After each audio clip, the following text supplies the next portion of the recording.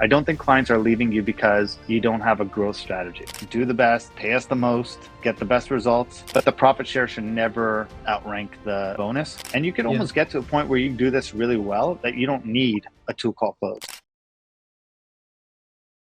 Well, one is it wasn't really a sales call because there was no closing the sale. There was no pitch. There was no offer. So I would love to hear call number 2. That would have been the one for me to look at. But number 1 is like, again, quality of lead.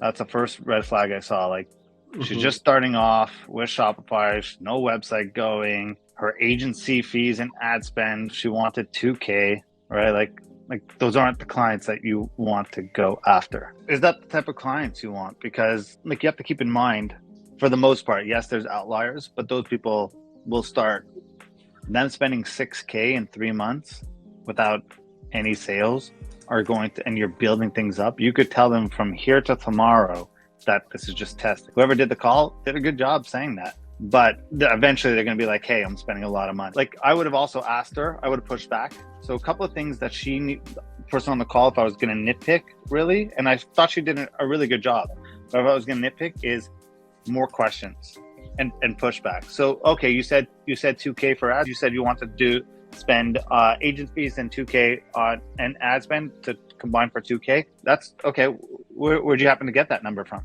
Because you want to hear into the mindset. She's like, oh, my best friend runs ads and she told me, like you kind of want to hear. She's like, she may be like, I have no clue. It could be 10K. I just thought if I get it for 2K, but if it's 10K, then you're like, okay, cool. Now you have a little bit of thought process, right? So I always want to know when people just make up numbers, I want to know where they go. Oh, I want to do 100 million revenue. Cool. That's awesome. Great ambition. Where'd you get that number from? And then she rambled a lot, like the client, like you want to always be in control. So whoever's doing sales needs to make sure they don't ramble and keeps them onto the conversation and be in control. Just like, again, it's just the little nuances that are going to help her do the calls better. Aside from that, like it's good calls. So like no picking. Like, so when she says IG and Facebook, she believes that's the best place to start. I would have asked, oh, why? I know why. I run ads, right? Like I want to know why you know why, or why you think that. Because again, it's getting them to sell themselves a little bit more. Right? If they're like, oh, because Meta's the best platform in the world, and I know it takes time. Like they're going to do a lot of the pitching for you.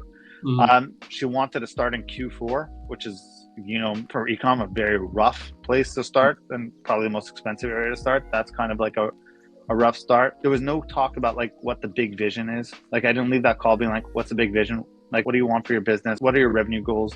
What are you willing to pay to acquire a customer? And if the answer is I don't know, but at least I'm getting to start thinking about it. And then when I do an audit, if we're going to do a 2-call close where I'm coming back to do an audit, I left that call. I don't know what I'm auditing. What am I going to come back to them? What am I building that off of?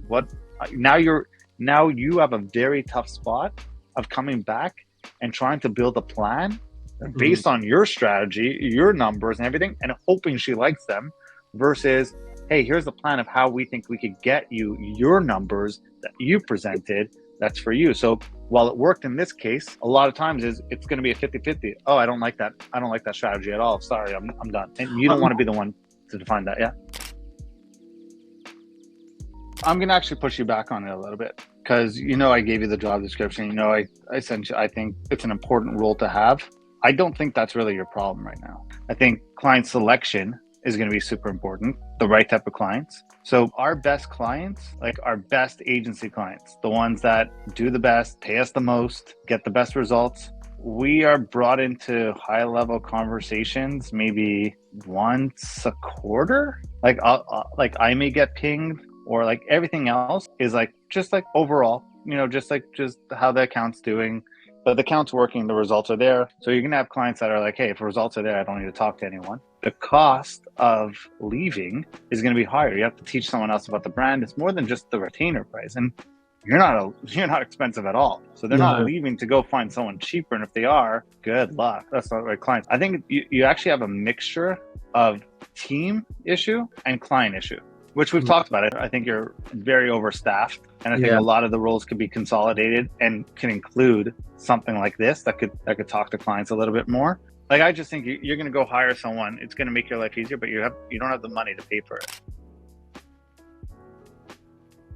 If a client came to me and was like, I just don't know if my agency is good or not, red flag goes up in my mind, because that's not the client I want to work with. I don't want to work with clients where I get to determine what success looks like for them, because I'll lose. Yeah, so that's a red flag, because I want you to know your numbers. So my first question would be like, oh, okay, yeah, no problem. More than happy to help you, figure some stuff out. What made you start doubting whether they were good or not? Oh, I'm not doubting at all. I'm super happy with them. Okay, then why are we on this call? And if they're like, well, I'm just trying to see what's around, you're window shopping. So I would just push, and again, you're getting tire kickers, which you don't want to be spending your time. I just push and be like, look, if you don't know if they're doing a good job or not, and you're actually happy with them, then those aren't the clients that we want to work with. Our goal is not to pick apart any other agency. We want people who actually want to grow or truly unhappy. Oh well, maybe I'm unhappy. You can start the conversation a little bit. So I think that comes down to just qualifications and criteria, and not necessarily